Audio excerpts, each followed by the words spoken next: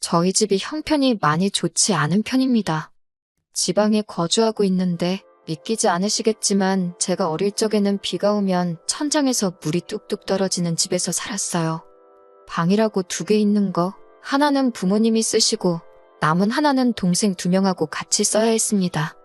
저는 고등학교 졸업 후에 바로 취직을 했지만 생활비를 보태야 했기 때문에 독립은 꿈도 꾸지 못했어요. 처음에는 어떻게든 독립을 해보겠다고 낮에 일하고 밤에는 편의점 야간 알바까지 해가면서 돈을 모았는데 돈을 제가 더 벌어봤자 더 버는 만큼 집에다가 생활비를 보태야 했습니다. 결국 독립은 포기하게 되었지요. 돈 되는 일만 찾아서 하다 보니 제가 돈 벌어오는 기계인가 싶은 생각도 들고 그나마 저까지 돈을 벌기 시작하면서 집에는 조금 여유가 생긴 듯 했는데 제가 벌어온 돈으로 동생들 교육시키는 게 뿌듯하기는 했지만 한편으로는 부럽고 속이 많이 상하기도 했어요. 일이라도 제가 좋아하는 걸 해야겠다 하는 생각에 배운 게 제과와 제빵 쪽입니다. 좋은 학교 나와서 하는 게 아니다 보니 기본적인 기술밖에 배우지 못했어요. 그래도 제가 일하던 베이커리 사장님께서 제 상황을 알고는 틈날 때마다 이것저것 하나씩 다 가르쳐 주셔서 재밌게 일을 배웠습니다. 한 명은 전문대지만 어쨌든 동생 2명 다 대학까지 졸업시키고 나니 이제는 부모님 부양을 하게 되었습니다. 솔직히 그때는 너무나도 그 현실에서 도망치고 싶었어요. 베이커리에 자주 오시는 단골 손님 중에서 저를 눈여겨보시던 손님 한 분이 계셨습니다.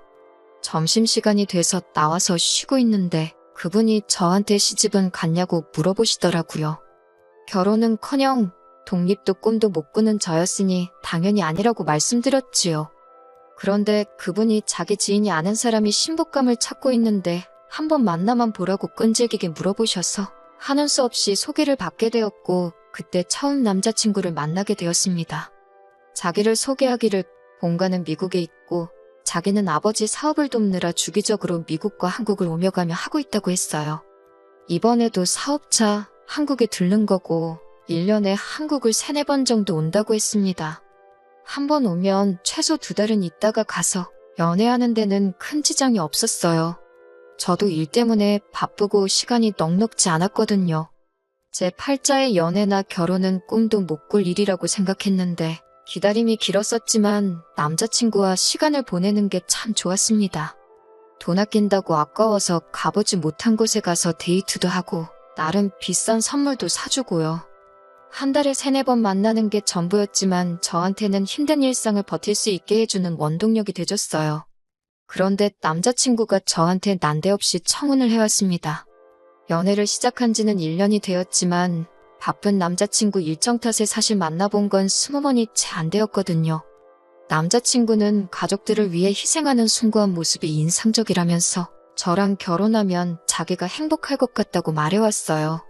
책임져야 하는 입이 있다 보니 집에다 청혼을 받은 사실을 말하기 어려웠는데 부모님도 더 이상 제 발목 잡고 싶지 않다 하시고 동생들도 제 덕분에 학교도 졸업하고 했다며 취직하면 자기들이 부모님 생활비 정도는 마련할 수 있으니 저는 이제 제 인생을 살라고 등을 떠밀어줬습니다.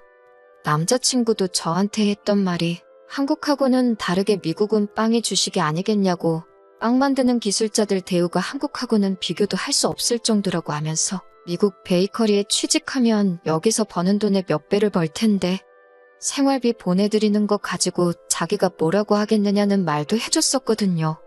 그런데 무엇보다 제가 남자친구와 결혼해서 미국으로 향하는 걸 결심하게 만든 건 제 욕심이 가장 컸어요. 언젠가 제 이름 걸고 저도 베이커리 하나 열고 싶었거든요.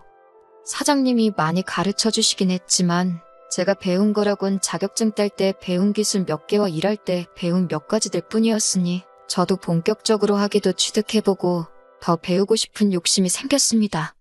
그런 열망 때문인지 솔직히 20번 남짓 만난 남자친구가 저에게 청혼을 해왔고 결혼을 급하게 하려고 했는지에 대해서는 의심조차 하지 않았었네요. 그런데 비자를 발급하는 과정에서 대사관에서 제 비자를 반려시켰습니다. 이민 브로커 말로는 제가 학력도 없고 여자라서 비자 발급해주는데 좀 보수적이라고 설명해주더라고요. 남자친구가 자기가 미국 영주권자이니 초청 이민을 해서 영주권을 받으면 된다고 혼인신고부터 올리자고 했는데 그때는 제정신이 들었어요. 그때 혼인신고 올리지 않은 게 천만 다행이었습니다. 물론 고민은 많이 되었지만 남자친구 부모님도 뵌 적이 한 번도 없고 남자친구와도 그렇게 오래 알고 지낸 사이는 아니다 보니 혼인신고를 대뜸 올리기에는 많이 꺼려졌어요. 남자친구가 결국 저에게 제안하기를 자기가 비행기 표값을 내줄 테니 미국에 가서 자기 부모님께 인사를 먼저 드리고 그리고 제 마음을 정하라고 하더라고요. 거기까지는 제가 거절할 것도 없어서 그러자고 했고 얼마 뒤에 저는 미국행 비행기에 몸을 실었습니다.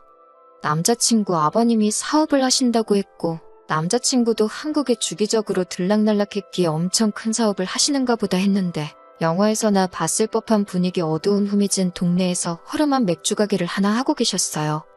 저희가 도착했을 때 아버님은 일을 하고 계신다고 해서 아버님 가게로 먼저 향했는데 거기서 일하고 계신 40대쯤으로 보이는 여자분이 아버님은 피곤해서 집에 먼저 들어갔다고 하시더라고요. 그래서 곧장 집으로 향해 아버님을 만나 뵈었습니다. 문 열고 들어가는데 웬 3살쯤 돼 보이는 여자아이가 아버님 뒤에 숨어서 쭈뼛거리고 있더라고요. 저는 남자친구 말고도 형제가 따로 있고 아버님하고 같이 한 집에 살고 있는 줄 알았어요. 아이한테 반갑게 인사하면서 아가야, 너는 이름이 뭐니?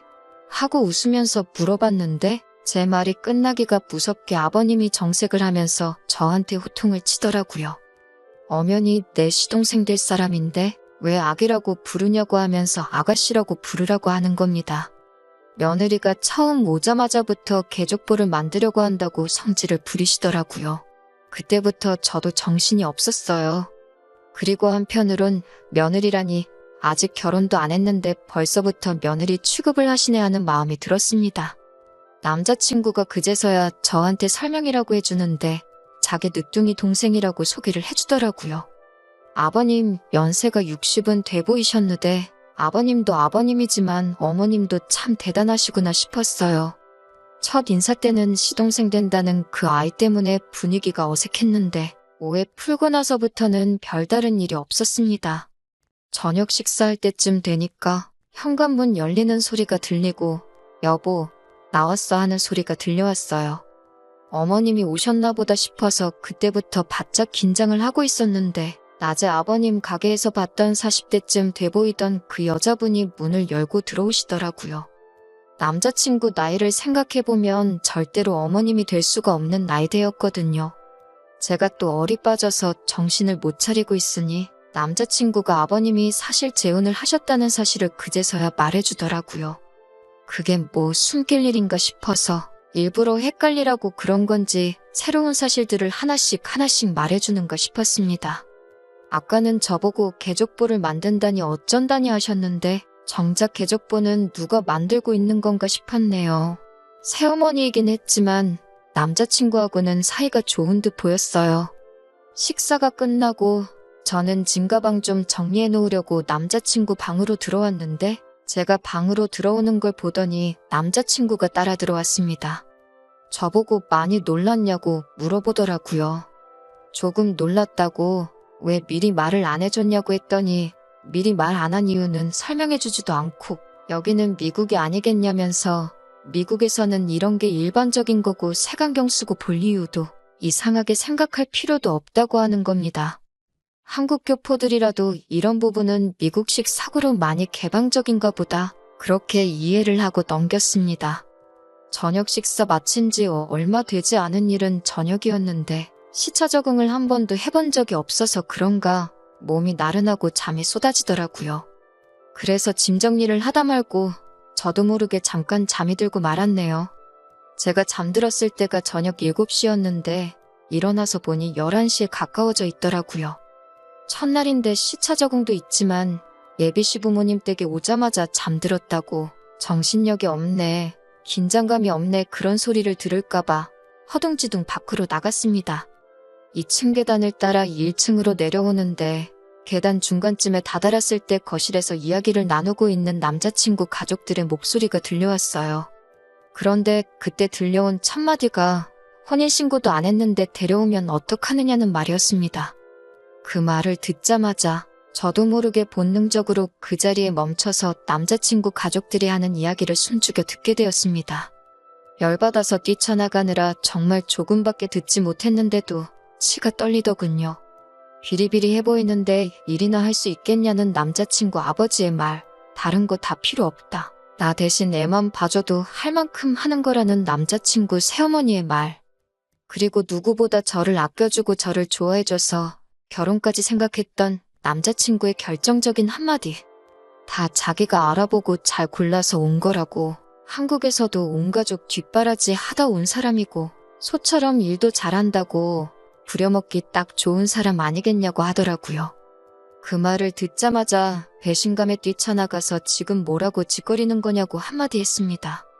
남자친구가 엄청 당황하더니 언제 일어났냐고 하면서 제가 아무것도 못 들었다고 생각했는지 모르는 척 딴청을 부리고 있더군요.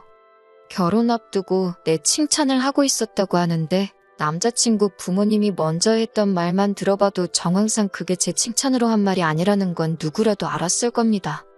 남자친구는 오해라고 하면서 잘 들어보라고 하는데 솔직히 그 상황에서는 누가 와도 그 어떤 변명을 할 수 없었을 거예요. 그나마 조금 순화해서 하는 말이 아버지가 재혼을 하시면서 새어머니가 가게를 같이 봐주시게 돼서 번갈아 가면서 가게를 보면 되었으니 조금 쉴만해지셨는데 계획에 없던 아이가 태어나면서 오히려 전보다 더 힘들어졌답니다. 아이를 두고 출근을 할 수 없었기 때문에 가게는 혼자서 나가야 했고 집에 있으면 집에 있는 대로 아이를 돌봐야 했기에 오히려 전보다 훨씬 더 일이 많아진 거나 다름이 없게 되었다고 하더군요. 그래서 며느리가 될 제가 아이를 봐줬으면 하신다기에 그 부분에 대해서 부모님하고 이야기를 나누고 있었다고 하더라고요. 부려먹을 생각이 아니라 제 생각을 물어보려고 했다고 해도 그건 말도 안 되는 거죠.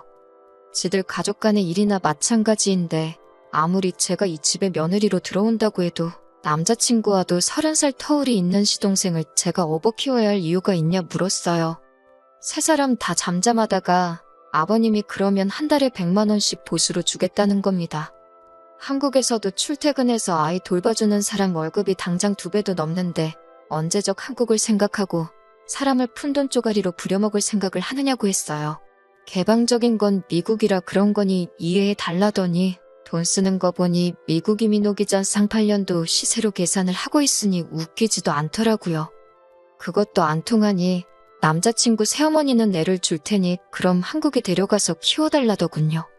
자기 배 아파 낳은 자식을 남한테 키워달라는 것도 웃기지만 이젠 아예 애를 주겠다고 나오니 이 사람들 밑바닥이 어디까지인지는 제가 가늠도 할 수 없었습니다. 정리해놓은 짐을 다시 챙겨서 밖으로 나왔네요. 남자친구는 쫓아와서는 지가 다 설명할 수 있다고 하는데 애초에 처음부터 저한테 접근한 의도가 뻔한데 뭘 설명하려는가 했지요. 그랬더니 우리가 그 아이를 키워야만 아버지가 은퇴하고 나서 저 가게를 자기한테 물려주실 거랍니다. 사업이라고 말만 번지르르하게 했지 어디 동네에 있는 귀신 나올 것 같이 다 부스러져가는 허름한 가게 가지고 왜 저러나 싶더군요. 애만 봐주면 그 가게가 니께 되는 거냐고. 잘 됐다고. 네가 그 애 대신 키워주고 가게 받으면 되겠다고. 남 시켜먹을 생각하지 말고 네 앞가림은 네가 스스로 하라고 한마디 했습니다. 그제서야 쫓아오던 남자친구도 포기했는지 발길을 돌려서 돌아가더군요. 스스로 힘들었던 현실에서 도피하고 싶어서 뭣도 모르고 제 발로 지옥으로 데려갈 뻔한 걸 정말 운 좋게 탈출할 수 있었네요. 힘들었지만 가족들 위해 착하게 살아와서 그래서 복을 받은 것 같습니다. 비자가 안 나왔던 것부터 혼인신고 안 올리고 버텼던 것까지 그리고 그 순간에 잠에서 깨서 그 시커먼 본심을 제가 알아채게 될 때까지요. 하마터면 사기 결혼 당할 뻔한 거잖아요. 한국에 돌아오니 저희 가족들도 엄청 많이 놀란 듯 보였습니다. 그리고 부모님께서 저한테 사과를 하더라고요. 그동안 저만 너무 고생시킨 것 같다고 미안하다고요. 하마터면 우리 집 소중한 첫째를 지옥 불구덩이로 헐값에 팔아버릴 뻔했다고 하시면서 말입니다. 동생들도 이제는 너무 조급해하지 말고 우리 한국 땅에서 제가 하고 싶은 일 찾아서 공부도 해보고 늦었지만 꿈을 이뤘으면 좋겠다고 하더라고요. 이제는 자기들이 저한테 베풀 때라고 하면서요. 제가 지켜줘야만 하는 가족들인 줄 알았는데 저를 이렇게 지켜주겠다고 나서니 그렇게 든든할 수가 없어요. 비 온 뒤에 땅이 굳는다고 했나요? 비록 남자친구의 어이없는 계획에 연애도 결혼도 다 망쳐버리고 말았지만 평생 무엇과도 바꿀 수 없는 든든한 가족이 되었어요. 앞으로는 저도 제 인생의 새로운 목표를 잡아서 앞을 향해 뛰어나갈 생각입니다. 후기 보내드립니다. 댓글로 응원해주신 분들께 너무 감사드립니다. 저는 잘 지내고 있어요. 댓글에 주작이라고 하시는 분들도 몇몇 계시는데 전부 사실이에요. 미국 동부의 한국인들 많이 모여 사는 주에서 남자친구 아버지 재혼한 이야기 모르는 사람이 없다고 할 정도라니 들어보실 분들은 들어보셨을 수도 있겠네요. 아무튼 남자친구를 저한테 소개시켜줬던 분께서 다시 돌아와 일하는 저를 보고는 저한테 있던 소식을 듣고 나로 알아보셨나 봅니다. 저한테 미안하다고 하시더라고요. 그분이 남자친구 아버지와 어렸을 때부터 알던 분이시랍니다. 남자친구 처음 소개시켜준 것도 아들 장가 보내려고 한국에 보냈는데 괜찮은 사람 있으면 소개 좀 해달라는 부탁을 하셨다네요. 그래서 평소부터 눈여겨보고 있던 저를 소개시켜줬던 거고요. 그분은 당연히 이런 뒷내용을 몰랐으니 좋은 마음에 소개시켜준 건데 이렇게 돼서 미안하다고 하시더라고요. 미국에도 한국 사람들 많이 모여 사는 곳에는 유명식으로 술집이 있다네요. 남자친구의 새어머니는 거기서 마담으로 일하고 있던 사람이었다고 하고요. 그런데 나이 먹고 오갈 때 얻게 될 뻔한 걸 어떻게 남자친구 아버지가 데리고 와서 살기 시작했다고 해요. 그러다가 계획에도 없던 아이가 태어나게 된 거고요. 남자친구가 아이를 대신 키워줄 며느리를 찾으러 혈안이 되었던 건 사연에 적었던 대로 남자친구 아버지가 가게를 물려주는 조건으로 아이를 키우라는 조건을 걸었다고 하네요. 사업한다고 하고 다니고 번드르르 하게 생기긴 했는데 남자친구는 이민에 부적응한 전형적인 이민 1.5세대라더라고요. 그 가게를 물려받는 것 말고는 스스로 할 수 있는 일이 아무것도 없었다고 해요. 그러다가 저를 만나게 된 거고 그 이후는 앞서 적은 사연처럼 사건이 일어나게 되었던 겁니다. 남자친구 아버지가 연세가 있는 편인데 글쎄요. 남자친구 바람대로 애 대신 키워주고 가게 물려받으면 참 좋은 일이겠지만 남자친구 새엄마가 과연 자기 남편의 유산을 아들한테 전부 가게 내버려둘지 모르겠네요. 인상 보니까 도끼가 보통이 아니던데 말입니다. 아니면 혹시 모르죠. 남자친구도 바보가 아닌 이상 새어머니랑 유산으로 다툴 수 있는 그 상황에 아이를 대신 키워줄 사람을 혈안이 되어서 찾으러 다닌 게 다른 이유가 있을 수도 있겠다는 생각이 드네요. 가령 사실 아버님이 자기 딸이라고 생각하고 있는 그 아이한테 사실은 상상도 할 수 없는 출생의 비밀이 있다거나 말이죠. 저도 너무 깊게 생각한 것 같네요. 아무튼 저도 사람 보는 눈을 더 키워야겠다는 생각입니다. 이 사건 이후로 가족들과도 잘 지내고 있고 저도 제 꿈을 이루기 위해서 공부를 시작했어요. 더 생각해봐야 짜증만 나는 일은 그만 있고 앞으로 일어날 좋은 일만